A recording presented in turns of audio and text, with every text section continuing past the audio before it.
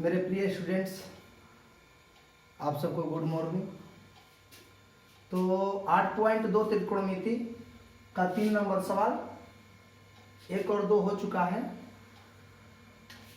तो आप लोग सबसे पहले एक बात हमको बताइए कि हमने आपको बताया था कि जो सूत्र इसका निकालने के लिए हमने बताया था, क्या आपने उस सूत्र को भली बात निकालने के लिए समझा है? यदि नहीं समझा है तो ये कैसे निकलेगा? तो आप एक काम कीजिए, पहले आप सूत्र निकालने के लिए जो हम बताए हैं उसको देख लीजिए। तो देखिए क्या है, cos 45। cos 45 में हमने क्या बताया है, यही लिखा है कि 1/√2। तो हम लिखेंगे 1/√2 बटा sec 30।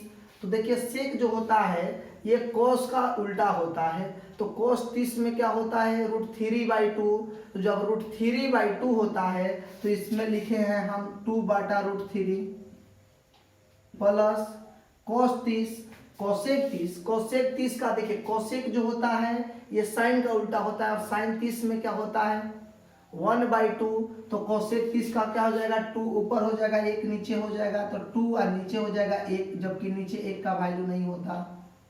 तो हमने यही बताया है कि इसका मान होता है 2।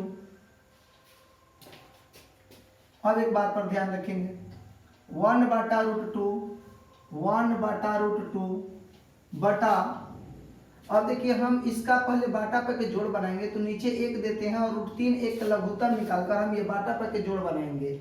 ये दोनों का बाटा पर के जोड़ बनाने का रूल क्या होता है कि √3 जो है अपने से ऊपर वाले से गुना नहीं करता है। कोई भी बाटा पर के जोड़ बनाने का तरीका देख लीजिए, ये जो 2 है तो 2 को लिख दीजिए प्लस, अब ये √3 से 2 से गुना हो जाएगा, तो 2 से √3 में गुना होता है तो होता है 2√3 बाटा में ये √3 सबके नीचे हो जाएगा, ये दोनों के नीचे हो जाएगा। सवाल है कि ये आखिर ऊपर वाले से गुना क्यों नहीं किया, ये 2 से गुना क्यों नहीं किया?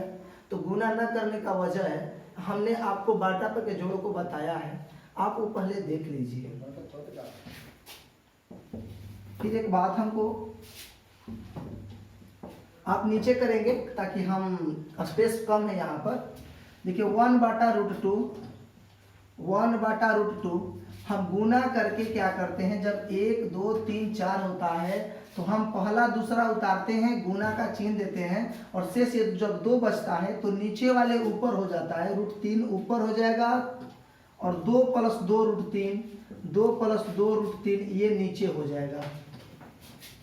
अब आते हैं यहाँ पर, 1 में √3 से गुना हो जाएगा तो हो जाएगा √3 बटा, अब इसमें गुना होगा तो देखिए √2 में ये 2 से गुना कीजिए, √2 में 2 से गुना होगा तो हो जाएगा 2√2 प्लस, फिर √2 में इससे अब गुना किया जाएगा तो 2 3 आई 6, रूट वाले को रूट वाले से कीजिए तो 2 जो बाहर है ये लिख दिया जाएगा, और 2 3 आई 6 √6, ठीक है।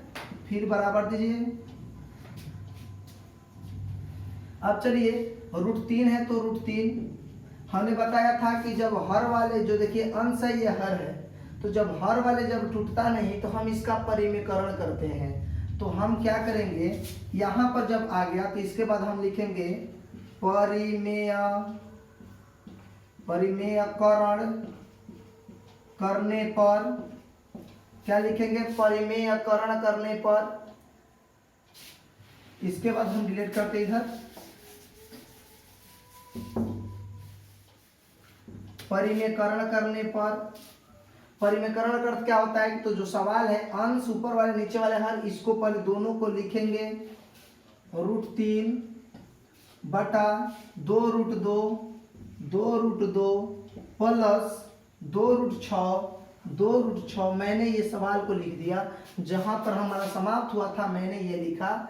परिमेयकरण का अर्थ होता है कि गुना दिया जाता है, और जो ऊपर वाला अंश और नीचे वाला हर है तो हर से क्या करते हैं हम लोग, गुना करते हैं, जबकि चिन्ह जो होता है वो पलट जाए, उल्टा हो जाता है। तो देखिए 2√2 है तो 2√2 हो जाएगा, परंतु प्लस यदि यहाँ पर है तो आप माइनस कर देंगे, यदि यहाँ पर माइनस होता तो आप प्लस ले करते। तो प्लस है तो माइनस हो जाएगा, 2√6 है तो 2√6 उतार दीजिए। और यही संख्या नीचे भी लिखा जाता है 2√2 माइनस 2√6। कोई दिक्कत? अब चलिए गुना करेंगे √3 से, ये दोनों से गुना करेंगे। तो पहले 3 दूनी 6, 2 की 2 जो बाहर है तो लिख दिया रूट से गुना कीजिए। 3 दूनी 6 √6 माइनस, फिर देखिए 2 है तो 2 को मैंने लिखा, फिर 3 से 6 से गुना करेंगे, 3 6 18, रूट वाले को रूट वाले के साथ बटा। अब इससे गुना किया जाएगा। इसका रूल है कि देखिए हम इससे गुना करेंगे, फिर पहले वाले को ये दोनों से गुना करेंगे, फिर ये दूसरे से पहला से ये गुना होगा, फिर इससे गुना करेंगे। या इसको हम ऐसे भी हल करते हैं। देखिए पहला मिल रहा है, दूसरा मिल रहा है। यहाँ पर 2√2, यहाँ पर भी 2√2, यहाँ 2√6 तो यहाँ पर भी 2√6। और चिन्ह क्या है? प्लस माइनस है, प्लस और माइनस। तो हम इसको a मान लिए तो ये भी a हो जाएगा, ये b मान लिए तो a भी b हो जाएगा। तो a plus b a minus b, तो a plus b a minus b बराबर क्या होता है? a plus b a minus b बराबर क्या होता है आपका? तो होता है a² माइनस b²। इसका अर्थ होता है कि पहला को उतार देंगे 2√2 बराबर हम स्क्वायर दे देते हैं, अर्थात स्क्वायर देते हैं, फिर माइनस का चिन्ह देंगे, फिर दूसरा उतार कर 2√6 का स्क्वायर कर देंगे।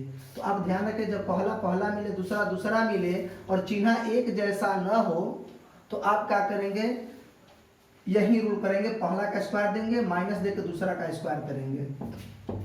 देखिए दोनों में 2 है तो मैंने 2 को कॉमन लिया, कितना हुआ जी? √6 माइनस, जब मैं 2 कॉमन ले लिया तो ये 2 समाप्त हो जाएगा, क्या बचेगा? √18 बटा, चलिए वर्ग कीजिए, 2 का स्क्वायर 2 दूनी 4। इसका अर्थ है देखिए 2√2 को आप यहाँ पर लिखे, 2√2 हो गया ना। मैंने 2 बार बोला, पावर 2 है तो 2 बार मैंने इसको करके गुना किया। 2 दूनी 4, बीच में क्या होता है? कुछ चिन्ह नहीं होता है तो गुना होता है। और 2√2 में होगा तो 2 दूनी 4, √4 होगा, √4 का वर्गमूल 2 होता है, अर्थात 2 को √2 में गुना होगा तो क्या होगा? 1 2 होगा। तो हम एक बात बताते हैं कि जब इसमें मैंने गुना किया तो 4 गुने 2 आया, 4 दूनी 8 माइनस। ऐसा ही आप कीजिए, काम कीजिए आप दोबारा, यहाँ पर भी इसका कीजिए। 2√6 को 2 बार लिखिए, 2√6 2 दूनी 4, बीच में क्या होता है? गुना। √6 और √6 में गुना आता है तो क्या होता है? 1 6 हो जाता है, 6 चौके 24।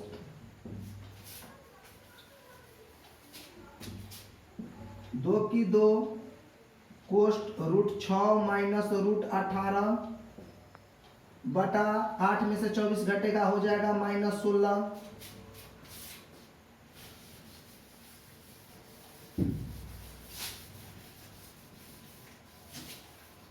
अब चलिए 2 से कटा दिए, 2 8 16, ये जो माइनस है तो माइनस दे दीजिए, कितना हुआ? √6 माइनस √18 बाटा में -8। अब एक काम करेंगे, हमारा यही आंसर हो गया, हमारा ये आंसर हो गया। नहीं तो एक काम करेंगे, और जब ये दूसरे वाले को पहले में से घटाएंगे, देखिए जो √6 है इसको यदि बाद में कर देंगे, हम √18 को पहले कर देंगे तो नीचे वाले चिन्ह बदल जाता है, अर्थात √18 में से हम क्या करेंगे? √6 को घटाने यदि लगते हैं तो हमारा जो रूल होता है, नीचे वाले जो माइनस होता है ये बदल जाता है। -8 है तो क्या हो जाएगा? +8, और प्लस लिखा नहीं जाता। √6 में से √18 घट रहा है, आप क्या कीजिए? √18 में से √6 को घटाएंगे, यदि पलट देंगे तो चिन्ह जो यहाँ का होता है नीचे का परिवर्तन हो जाता है।